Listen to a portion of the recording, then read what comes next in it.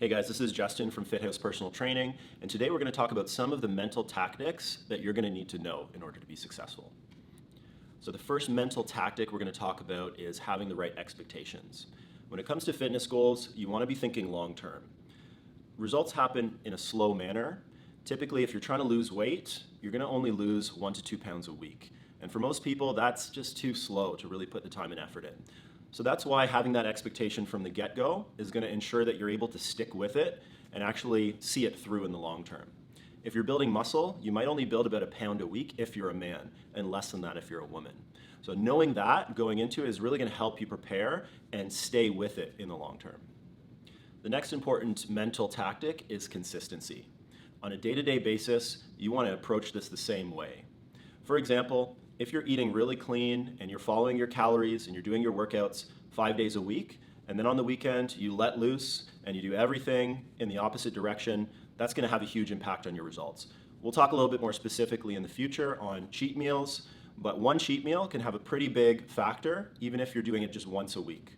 On the other hand, you can eat really well all day, and then if you go home at night and have a few glasses of wine, that's another really big way that you're going to throw yourself off. So again, just mentally, you want to be consistent, and you got to think about the long-term process of that consistency. The next tactic we're going to talk about is sustainability and planning that into your routine.